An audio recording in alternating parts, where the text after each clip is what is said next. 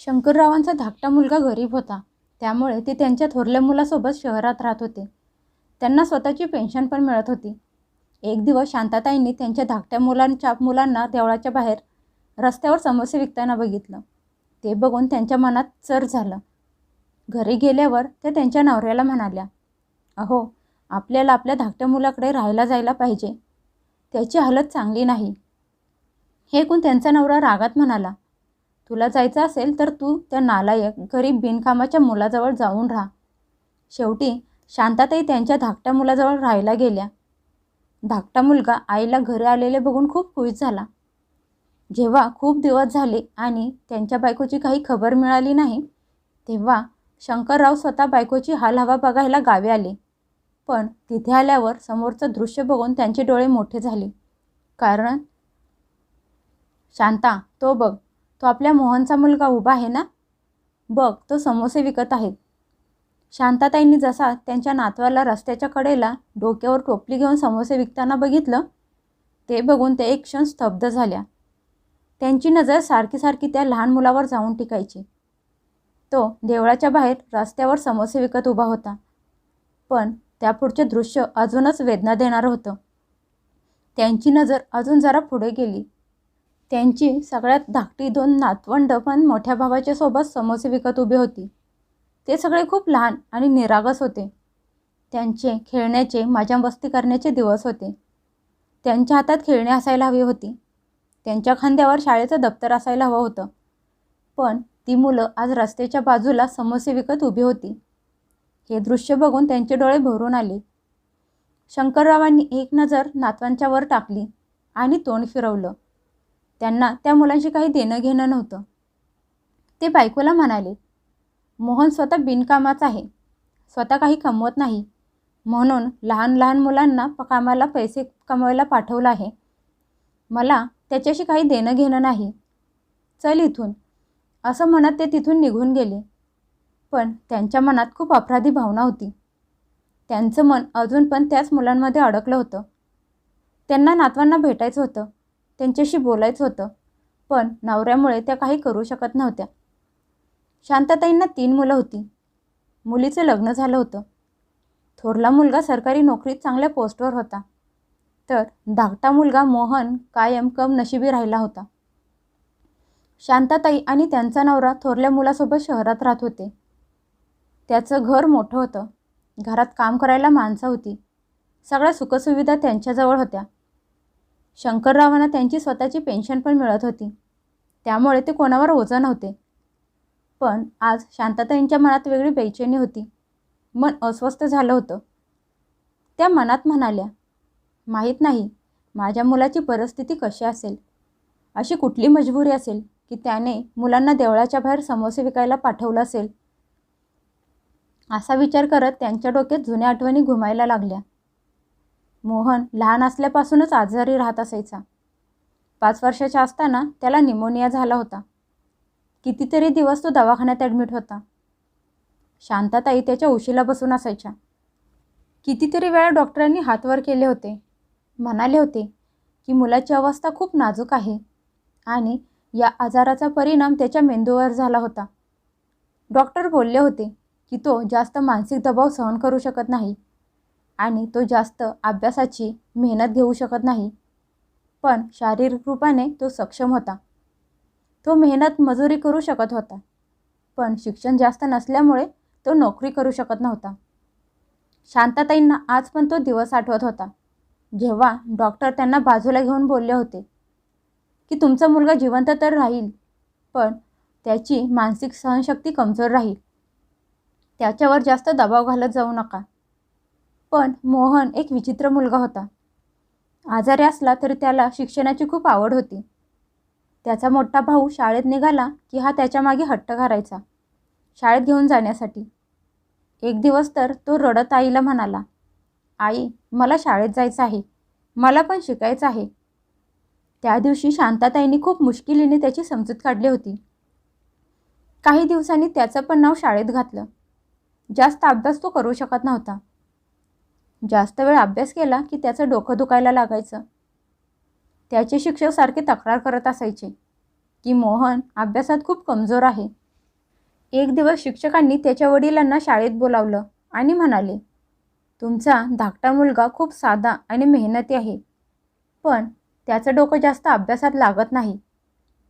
घरी आल्यावर ते मोहनला खूप ओरडले, त्याच्यावर रागवले, पण शांताताईंनी त्याला आवळून मिठी मारली. काही वर्ष मोहनने शिकायचा प्रयत्न केला, पण नंतर त्याने स्वतः शिक्षण सोडून दिलं. तो आईला म्हणाला, मी मोलमजुरी करेन, पण घरात कुणावर ओझं बनून राहणार नाही. त्याने शेतात काम करायला सुरुवात केली, तर कधी एखाद्या मिस्त्रीच्या हाताखाली काम करायचा. त्याचे हात कायम कामात व्यस्त असायचे. त्याचा मोठा भाऊ शिकून खूप पुढे निघून गेला. नशिबाने त्याची साथ दिली आणि त्याला एक चांगल्या पगाराची सरकारी नोकरी लागली. त्याचं लग्न मोठ्या कुटुंबातल्या मुलीसोबत झालं आणि तो कायमचा शहरात राहायला गेला. गावात काय होतं? एक जुनं घर, 2 एकर शेती आणि ती मोहन करत होता आणि बाहेर मोलमजुरी पण करत होता. त्याचं लग्न पण गावातल्या एका साध्या मुलीसोबत, रेखासोबत झालं. ती पण येईल त्या परिस्थितीत त्याच्यासोबत खुश राहण्याचा प्रयत्न करत होती. शांताताई जेव्हा जेव्हा गावी यायच्या तेव्हा त्या दोघा नवरा बायकोंना कष्ट करताना बघत असायच्या, पण त्यात पण त्या दोघांच्या चेहऱ्यावर समाधान दिसायचं. पण आज बघितलेलं दृश्य बघून त्यांचं मन तुटलं होतं. त्या कितीतरी दिवस याच विचारात बुडालेल्या होत्या. त्यांना सारखे सारखे नातवांचे चेहरे डोळ्यासमोर दिसायचे. शेवटी एक दिवस त्या हिम्मत करून नवऱ्याला म्हणाल्या, अहो चला ना, एकदा जाऊन धाकट्या मुलाला भेटून येऊ. त्यांची हालत कशी आहे, ते घर कसं चालवत आहेत, त्यांना कशाची कमी आहे का त्याला विचारू. लहान मुलांना शाळेत पाठवायचं सोडून देवळाच्या बाहेर समोसे विकायला का पाठवलं आहे. बायकोचं बोलणं ऐकून शंकररावांनी रागात डोळे मोठे केले आणि म्हणाले, तो लहानपणापासूनच आळशी आहे. त्याला पैसे कमवायचे माहीत नाहीत. त्याला स्वतः पैसे कमवायला जमत नाहीत, म्हणून त्याने त्याच्या मुलांना कमवायला पाठवलं आहे. मला त्यांच्याशी काही देणं घेणं नाही. शांता, जर तुला त्याला भेटायची एवढीच इच्छा झाली असेल तर आनंदाने तिकडे जा, पण मी तुझ्यासोबत येणार नाही. मी माझ्या थोरल्या मुलासोबत इथेच राहणार आहे. इथे आराम पण आहे आणि खायला पण चांगलं मिळत आहे. मग हसून म्हणाले, मी त्याच्याजवळ राहायला गेलो तर माझे मला कमवून खायला लागेल आणि त्याला पण सांभाळायला लागेल. नवऱ्याचं असलं बोलणं शांताताईंच्या मनाला सुईसारखं टोचलं. तरी पण त्या शांत बसल्या. त्यांना माहीत होतं, वाद घालून काहीच फायदा नाही. शेवटी आईचं मन ते आईचं असतं. ती तिच्या मुलांमध्ये कधीच फरक करू शकत नाही. इकडे शंकररावांच्या मनात एक वेगळीच भीती होती. त्यांना असं वाटायचं की ते जर त्यांच्या धाकट्या मुलाजवळ राहायला गेले तर तो त्यांच्या पेन्शनवर पण हक्क सांगायला कमी करणार नाही. त्यांना असं वाटायचं की जर तिथे राहायला गेलो तर नाईलाजाने त्यांची पेन्शन त्याला द्यायला लागेल. पण शांताताईंच्या मनात फक्त एकच प्रश्न होता की अशी कुठली मजबुरी आली आहे की माझ्या नातवंडांना रस्त्यावर समोसे विकायला लागत आहेत. नवऱ्याचं बोलणं ऐकून त्या काही वेळ शांत बसल्या, पण मनात एक ओझं होतं. त्यांना माहीत होतं, त्यांचा नवरा खूप हट्टी स्वभावाचा आहे. तोंडातून निघालेला शब्द त्यांचा शेवटचा शब्द असतो. पण एका आईचं मन मुलासाठी बेचैन होण्यापासून कोणीही थांबवू शकत नव्हतं. शांताताई रात्री खूप वेळ जाग्या होत्या. त्यांना नातवंडांचे निरागस चेहरे आठवत होते. शेवटी त्यांनी मनात एक निर्णय घेतला. जर त्यांच्या नवऱ्याला गावी यायचं नसेल तर नाही येऊ दे, पण त्या धाकट्या मुलाकडे राहायला जाणार. दुसऱ्या दिवशी त्यांनी गुपचूप त्यांची बॅग भरली. लागणारे थोडेसे कपडे आणि वस्तू घेतल्या आणि घरातले लोक आपापल्या कामात व्यस्त झालेले बघून कुणालाही न सांगता त्यांनी गावी जाणारी बस पकडली. सगळ्या रस्त्यात त्यांचं काळीज धडधडत होतं. माहीत नाही माझा मोहन कुठल्या परिस्थितीत असेल, नातवंड कशी असतील. काही तासांचा प्रवास करून त्या गावी पोहोचल्या. गावातल्या हिरव्यागार शेती बघून त्यांच्या मनाला आनंद मिळाला. त्या हळूहळू मुलाच्या घराकडे चालत निघाल्या. त्या घराजवळ पोहोचल्या, पण मोहन त्यांना कुठेच दिसला नाही. दार पण बंद होतं. बाजूच्या बाईने सांगितलं की ते दोघे नवरा बायको शेतात काम करायला गेले आहेत. मग त्या पण शेताकडे गेल्या. त्यांनी बघितलं की मोहन आणि त्याची बायको शेतात काम करत होते.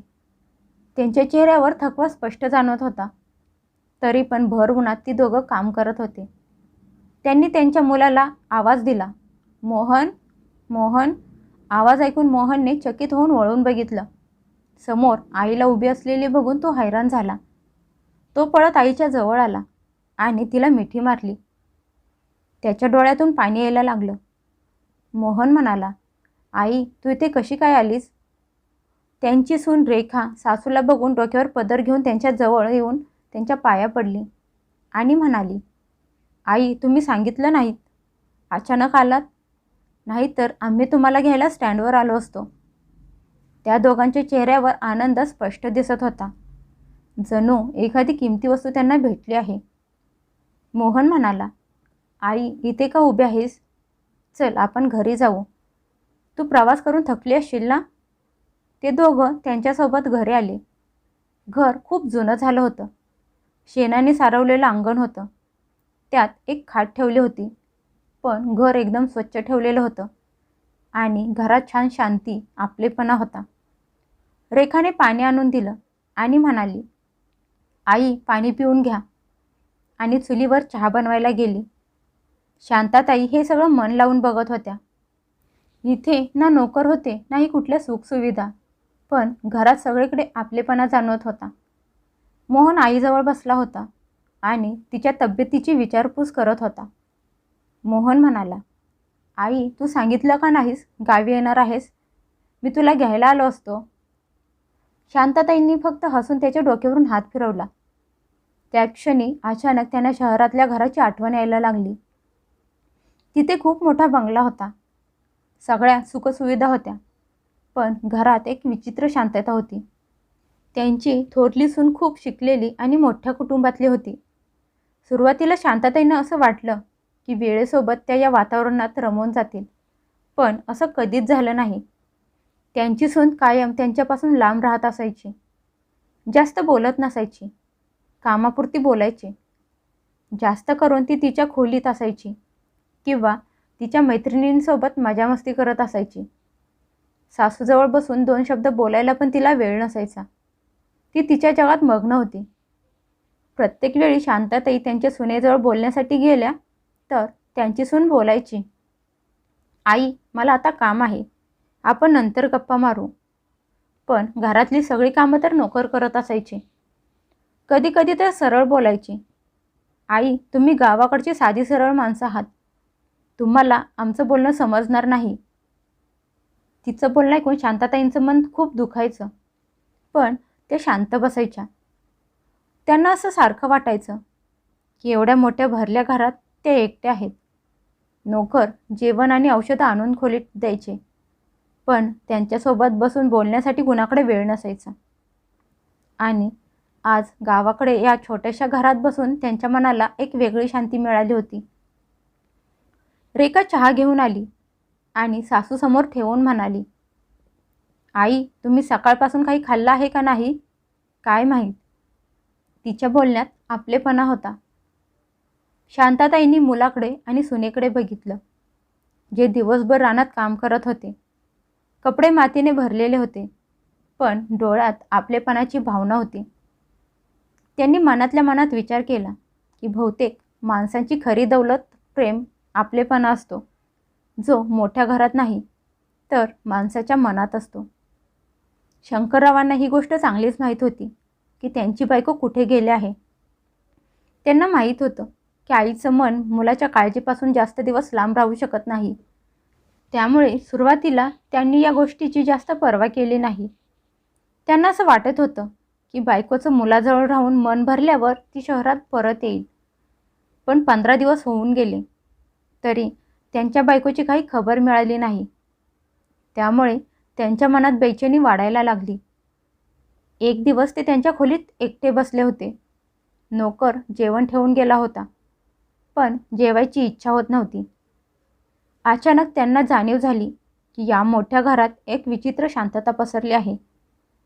बायको असताना हे घर वेगळं वाटत होतं. त्या कधी किचनमध्ये जाऊन नोकरांसोबत बोलत असायच्या, तर कधी अंगणात झाडांना पाणी देत असायच्या, तर कधी त्यांच्यासोबत गप्पा मारत बसायच्या. पण त्या गेल्यानंतर घरात शांतता पसरली होती. मुलाकडे त्यांच्यासाठी बोलायला वेळ नव्हता. सून तिच्याच नादात असायची आणि त्यांची नातवंड त्यांच्या अभ्यासात, शाळेत व्यस्त असायची. त्यांना त्यांच्या थोरल्या सुनेचं वागणं आठवायला लागलं. शांता तिच्यासोबत बोलायला गेली की काही ना काही कारण काढून ती तिथून निघून जायची. ती कधी सासूसोबत बसून चहा पीत गप्पा मारत नसायची आणि नाही कधी तिची कधी सेवा केली होती. कधी कधी तर ती दिवसभर त्यांना भेटायची सुद्धा नाही. मग विचारपूस करणं तर खूप लांबची गोष्ट. हा सगळा विचार करून शंकररावांच्या मनात एक विचित्र भीती तयार व्हायला लागली. शेवटी एक दिवस त्यांनी स्वतः गावाकडे जाऊन बायकोची हालहवा जाणून घ्यायचं ठरवलं. दुसऱ्या दिवशी गावाकडे जाणारी बस पकडली आणि गावी आले. पूर्ण प्रवासात शांत बसले होते. मनात वेगवेगळे वाईट विचार येत होते. विचार करत होते, मुलासोबत ती स्वतः पण गरिबीत दुःख उचलत नसेल ना. प्रवास करून ते गावात पोहोचले आणि सरळ मोहनच्या घराकडे चालायला लागले. जसे घराजवळ पोहोचले, समोरचं दृश्य बघून त्यांची पावलं जागेवरच थांबली. समोर अंगणात त्यांची बायको खाटेवर आरामात बसली होती आणि त्यांच्यासमोर त्यांची धाकटी सून रेखा खाली बसून त्यांची पाय दाबत होती. चुलीवर काहीतरी शिजत होतं आणि मोहन पाण्याची घागर घेऊन आला होता. मुलांच्या हसण्याचे, खेळण्याचे आवाज घरात घुमत होते. शंकरराव हे सगळं बघत काही वेळ तिथेच उभे राहिले. समोरचे दृश्य बघून ते हैराण झाले. त्यांनी विचार केला होता की गरिबी आणि दुःखाचे वातावरण असेल, पण इथे दिसणारे दृश्य काहीतरी वेगळंच सांगत होतं. इथले राहणीमान साधारण जरूर होतं, पण घरात प्रेम, आपलेपणा आणि शांती होती, माणुसकी होती. शांताताईंची नजर जशी दारावर गेली, त्या उठून उभ्या राहिल्या आणि आश्चर्याने म्हणाल्या, अहो तुम्ही इथे कसे काय आलात? त्यांच्या आवाजात आनंद होता. मोहन लगेच पुढे आला आणि आदराने म्हणाला, बाबा तुम्ही सांगितलं असतं तर मी स्वतः तुम्हाला घ्यायला आलो असतो. या घरात या ना. रेखाने पण लगेच डोक्यावर पदर घेतला आणि आदराने सासऱ्यांच्या पाया पडली आणि त्यांना बसायला सांगितलं. घरात जाऊन पाणी घेऊन आली आणि म्हणाली, बाबा तुम्ही बसा, मी तुमच्यासाठी चहा घेऊन येते. मुलं पण पळत येऊन आजोबांच्या पाया पडली आणि शंकरराव फक्त बघतच राहिले. ते बघून त्यांच्या मनात एक विचार आला. त्यांना त्या शहरातल्या मोठ्या घराची आठवण आली. तिथे त्यांच्या बायकोला कोणीही विचारत नव्हतं आणि इथे त्यांची साधी गावाकडे राहणारी सून सासूचे पाय दाबत त्यांच्यासोबत गप्पा मारत बसली होती. त्यांच्या प्रत्येक गोष्टीची काळजी घेत होती. ते खाटावर बसले. त्यांची नजर अंगणात बसलेल्या त्यांच्या नातवंडांवर गेली. त्यांच्यासमोर टोपली होती आणि त्यात समोसे ठेवले होते. ते बघून त्यांच्या डोक्यात ते जुने दृश्य ताजे झाले. त्यांनी मुलांना देवळाच्या बाहेर समोसे विकताना बघितलं होतं. ते थोड्या कडक आवाजात विचारत म्हणाले, मोहन तुझी मुलं देवळाच्या बाहेर समोसे विकायला जातात का? मोहन हसून म्हणाला, हो बाबा. हे ऐकून त्यांच्या कपाळावर आठ्या पडल्या. पण मोहन खूप शांत स्वरात म्हणाला, बाबा ही माझी मजबुरी नाही, तर मी स्वतः त्यांना हे काम शिकवलं आहे. शंकरराव हैराण होऊन त्याच्याकडे बघायला लागले. मोहन म्हणाला, बाबा माझी अशी इच्छा आहे की माझ्या मुलांनी आयुष्यातल्या येणाऱ्या प्रत्येक परिस्थितीत जगायला शिकावं, त्यांना सामोरं जायला शिकावं. माणसाच्या हातात जर एखादी कला असेल तर तो कधीच उपाशी मरणार नाही. मी त्यांना बोललो आहे की तुम्ही शिक्षण पण पूर्ण करा, पण मेहनत करण्यापासून घाबरू नका. आज जर ते काम करायला शिकले तर उद्या येणाऱ्या कठीण काळात ते घाबरणार नाहीत. बाजूला बसलेला त्यांचा मोठा नातू म्हणाला, आजोबा आम्ही रोज देवळाच्या बाहेर थोडा वेळ समोसे विकतो आणि परत घरी येऊन अभ्यास पण करतो. आमचे बाबा म्हणतात की मेहनत करणारा कधीच छोटा होत नाही. नातवाचं बोलणं ऐकून शंकरराव गप्प झाले. त्याचं बोलणं जणू त्यांच्या मनात उतरलं होतं.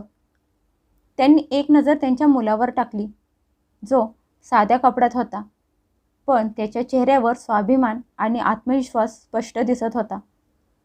त्यांची नजर बायकोवर गेली, जी हसत होती. त्यांच्या चेहऱ्यावर शांती आणि आनंद दोन्ही होतं. ती शांती जी शहरातल्या मोठ्या घरात कधीच दिसली नव्हती. शंकररावांनी मोठा श्वास घेतला आणि मग हळू आवाजात म्हणाले, मोहन, तू ठीक केलंस. मुलांना मेहनतीची कदर करायला शिकवणं खूप गरजेचं आहे. त्यांच्या मनात पहिल्यांदा या गोष्टीची जाणीव झाली की खरी श्रीमंती मोठ्या घरात किंवा मोठ्या पदावर नोकरी करण्यात नसते, तर मनात प्रेम आणि मेहनतीचा सन्मान करण्यात असते. त्या क्षणी त्यांना असं वाटलं की त्यांना आयुष्यातली सगळ्यात मोठी शिकवण मिळाली आहे. आज गावाकडे गरिबीत असलेल्या त्यांच्या मुलाने त्यांना आयुष्य कसं जगायचं असतं ते शिकवलं होतं. घरात पैसा, सगळ्या सुखसुविधा असल्या तरी ज्या घरात माणूस माणसाला विचारत नाही, त्या घरातली माणुसकी मरत चाललेली असते. खरी श्रीमंती पैशात नसते, तर आपल्या माणसाच्या प्रेमात आणि आपलेपणात असते.